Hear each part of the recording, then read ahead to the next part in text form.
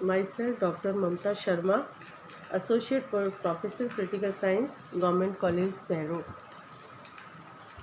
प्यारे विद्यार्थियों, आज हम सम्राट और राजमुकुट, किंग एंड द क्राउन के बारे में समझेंगे।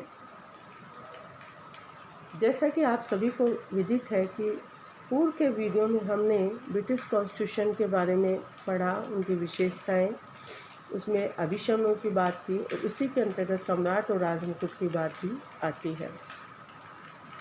जैसा कि आपको पता होना चाहिए कि ब्रिटेन में संसदीय शासन व्यवस्था है और संसदीय शासन प्रणाली की विशेषता होती है कि इसमें कार्यपालिका के दो प्रधान होते हैं, औपचारिक प्रधान और वास्तविक प्रधान। देश की शासन सत्ता कार्यपालिका के वास्तविक प्रधान के हाथ में होती है, किंतु वास्तविक प्रधान राज्य का अध्यक्ष नहीं होता। इसके विपरीत राज्य का अध्यक्ष केवल नाममात्र का ही होता है, उसके हाथ में कोई वास्तविक शक्ति नहीं होती है, इसलिए उसे कार्यपालिका का औपचारिक प्रधान कहते हैं। इंग्लैंड में संसदीय प्रणाली विद्यमान है। सम्राट ब्रिटिश कार्यपालिका का औपचारिक प्रधान है, किंतु उसके पास वास्तविक शक्तियाँ नहीं हैं। वास्तविक शक्तियों का प्रयोग प्रधानमंत्री और कैबिनेट के द्वारा किया जाता है, जिसे सैद्धांतिक रूप से गौण स्थिति प्राप्त है। अब हम ये देखेंगे सम्राट और राजमुकुट कि राजमुकुट क्या है। सबसे पहले हम राजमुकुट के बारे में समझेंगे। शाब्दिक अर्थ में राजमुकुट राजसत्ता का वह प्रतीक है जिसे सम्राट राजपद ग्रहण करने के समय अपने मस्तक पर धारण करता है, किंतु वर्तमान समय में राजमुकुट ने एक संवैधानिक अर्थ भी प्राप्त कर लिया है और इसके अंतर्गत संवैधानिक अर्थ में राजमुकुट एक संस्था है जिसमें व्यक्ति रूप में सम्राट, कैबिनेट, लोक सेवाएं और वे सभी जिसके द्वारा प्रशासनिक सत्ता का उपयोग किया जाता है। वस्तुतः राजमुकुट का तात्पर्य संपूर्ण सरकार से है। इसी के अंतर्गत हम देखेंगे सम्राट और राजमुकुट में क्या अंतर है। सम्राट और राजमुकुट में कुछ महत्वपूर्ण भेद है जो इस प्रकार है, क्योंकि सम्राट एक व्यक्ति होता है और राजमुकुट एक संस्था। सम्राट एक व्यक्ति होता है जो एक विशेष समय पर राजपद पर आसीन होता है। इसके विपरीत राजमुकुट एक संस्था है, वह शासन सत्ता का प्रतीक है जिसे विधायी, प्रशासनिक और न्यायिक तीनों प्रकार की शक्तियाँ प्राप्त है। इसी प्रकार हम देखेंगे सम्राट अस्थायी होता है और राजमुकुट स्थायी, अर्थात सम्राट व्यक्ति होने के नाते जन्म लेता है और मरता है, लेकिन मानव होने के नाते उसके साथ अन्य मानव जीवन की समस्त क्रियाएँ लगी हुई हैं, जो कि उसे सिंहासन पर नियुक्त भी करती है और सिंहासन को त्याग करने के लिए भी प्रयोग करती है। इसलिए कहा जाता है कि सम्राट मृत है और सम्राट चिरजीवी हो।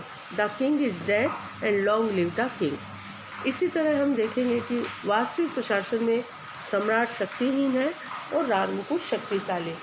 भूतकाल में सम्राट वास्तविक प्रशासन में सर्वाधिक शक्तिशाली था, किंतु प्रजातंत्र की दिशा में संवैधानिक विकास के साथ साथ सम्राट की शक्तियों का भी ह्रास होता गया और सम्राट के हाथ से शासन की शक्ति निकलकर मंत्रिमंडल तथा संसद को प्राप्त होती रही। इस प्रकार से हम देखेंगे कि सम्राट और राजमुकुट क्या है और दोनों में क्या अंतर है। जहाँ हमने इनके बारे में समझा, वहाँ हमें ये भी बताना है कि राजमुकुट को की क्या क्या शक्तियाँ, अर्थात पावर्स ऑफ द क्राउन। इसके अंतर्गत हम देखेंगे कि सम्राट की शक्तियों के दो स्रोत हैं, एक रॉयल प्रोगेटिव जिसे हम राजकीय विशेषाधिकार कहते हैं और दूसरा है संसदीय अधिनियम जिसे हम पार्लियामेंट्री एक्ट्स कहते हैं। इसके अंदर सबसे पहले हम पावर्स में देखेंगे कार्यपालिका शक्ति। कार्यपालिका शक्ति के अंतर्गत राजमुकुट का सबसे प्रमुख कार्य है समस्त राष्ट्रीय कानूनों को क्रियान्वित करना और राजमुकुट प्रधानमंत्री तथा अन्य मंत्रियों की भी नियुक्ति करता है। इसी तरह व्यवस्थापन संबंधी शक्तियाँ, इन शक्तियों के अंतर्गत राजमुकुट संसद के दोनों सदनों का अधिवेशन बुलाता है, उनको स्थगित करता है। राज्यसभा तो एक स्थायी सदन है, लेकिन राजमुकुट लोक सदन को विघटित भी कर सकता है।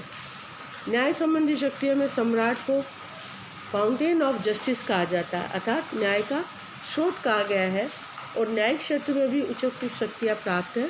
ब्रिटेन के सभी न्यायालय सम्राट के न्यायालय कहलाते हैं और सम्राट ही न्यायाधीशों की नियुक्ति करता है और संसद की प्रार्थना पे उन्हें पद से हटा सकता है।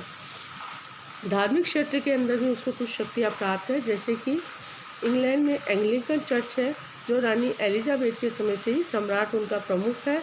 वह चर्च के समस्त अधिकारियों जैसे आर्क बिशप, डीन इन सब की नियुक्ति करता है। इसके साथ साथ राजमुकुट सम्मान का स्रोत भी है और ब्रिटिश नागरिकों के द्वारा उसे अत्यधिक सम्मान दिया जाता है।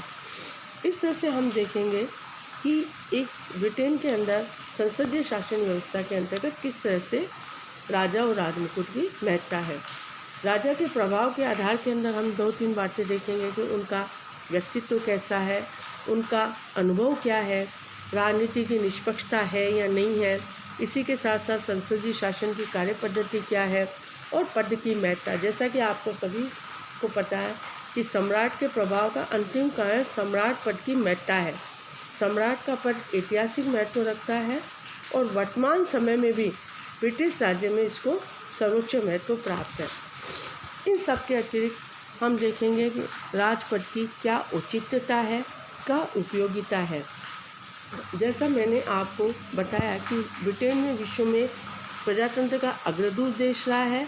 आज प्रजातंत्र के युग में ब्रिटेन में प्रजातांत्रिक भावना अन्य किसी भी देश की तुलना में कम नहीं है। ऐसी स्थिति में ब्रिटेन में राजा का पद एक राजनीतिक असंगति है, लेकिन ब्रिटिश व्यक्ति अपने अत्यधिक व्यावहारिक दृष्टिकोण के कारण इस प्रकार की असंगतियों को निभाना भली भांति जानते हैं और ब्रिटिश राजपद के संबंध में ऐसी ही स्थिति है। इन सब के अतिरिक्त हम देखेंगे कि राजपद का क्या औचित्य है। स्वाभाविक रूप से ये प्रश्न उपस्थित होता है कि वर्तमान समय में लगभग सभी देशों में राजतंत्र समाप्त होता जा रहा है, लेकिन ब्रिटेन में ही राजा का पद इतना अधिक सम्मानित कैसे बना हुआ है। ब्रिटेन में राजपद के बने रहने और उसको अधिक सम्मानित होने के कई कारण हैं, जिसके अंतर्गत नंबर 1 ऐतिहासिक महत्व की संस्था। राजतंत्र इंग्लैंड के सर्वोच्च ऐतिहासिक महत्व की संस्था है। इंग्लैंड में लंबे इतिहास काल में 11 वर्ष में क्रॉमवेल के नेतृत्व में गणतंत्र को अपनाया गया, लेकिन यह प्रयोग असफल रहा और इस असफलता ने ही राजतंत्र की प्रतिष्ठा में वृद्धि की। नंबर 2 विक्टोरिया के समय से ही ब्रिटिश सम्राटों का प्रभावशाली व्यक्तित्व और गौरवपूर्ण भूमिका। वर्तमान समय में राजपद की जो इतना अधिक सम्मान प्राप्त है, उसका बहुत अधिक श्रेय राजपद धारण करने वाले व्यक्तियों के व्यक्तित्व को दिया जाता है। रानी विक्टोरिया ने अपने प्रभावशाली व्यक्तित्व और बदलती हुई परिस्थितियों के अनुसार वैधानिक शासिका के रूप में अपने कार्य करके और राजपद को बहुत अधिक सम्मान दिया। इसी के साथ साथ सम्राट के व्यक्तिगत अधिकार और कार्य। राजनीतिक क्षेत्र में सम्राट पद का प्रतीकात्मक मूल्य ही नहीं, वरन इसके द्वारा कुछ उपयोगी और आवश्यक कार्य भी किए जाते हैं। वह संसद का अधिवेशन बुलाता है, स्थगित करता है, लोक सदन को विघटित करता है। ये सभी कार्य सम्राट के द्वारा किए जाते हैं।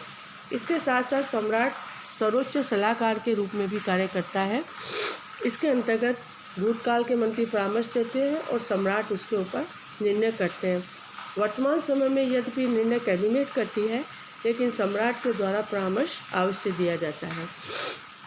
इसके साथ सम्राट मध्यस्थ के रूप में भी उपयोगी कार्य किया जाता है, क्योंकि सम्राट का व्यक्तित्व बहुत अधिक प्रतिष्ठित और राजनीतिक दृष्टि से निष्पक्ष होने के कारण वह मध्यस्थ की भूमिका भी अधिक सफलतापूर्वक कर सकता है। ब्रिटिश सम्राट का सामाजिक महत्व।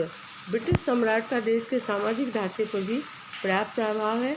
जब कभी सम्राट किसी राजनीतिक उत्सव में शामिल होते हैं तो उत्सव की शोभा बढ़ जाती है, क्योंकि जनता भारी संख्या में सम्राट के दर्शनार्थ उपस्थित होती है। इस प्रकार हम देखते हैं कि ब्रिटेन के अंदर संसदीय शासन व्यवस्था होने के कारण वहाँ पे राजा और राजमुकुट की स्थिति इसी प्रकार की है। कई बार ये कहा जाता है क्या निर्वाचित राष्ट्रपति राजपद का विकल्प हो सकता है, लेकिन इसके आधार पर ब्रिटिश राजा न केवल ब्रिटिश वर्ण अधिकारियों और राष्ट्रमंडल देशों का भी प्रधान समझा जाता है। अतः निर्वाचित राष्ट्रपति सम्राट का स्थापना पद नहीं हो सकता। उपयुक्त विवेचन के आधार पर कहा जा सकता है कि सम्राट शक्तिहीन भले ही हो, लेकिन राजनीतिक और सामाजिक दृष्टि से अब उसके पद का पर्याप्त महत्व है। इसके अतिरिक्त शक्तिहीन होते हुए भी व्यावहारिक प्रशासन में उसके द्वारा उपयोगी और महत्वपूर्ण भूमिका निभाई जाती है। आज के व्याख्यान को हम यही समाप्त करते हैं।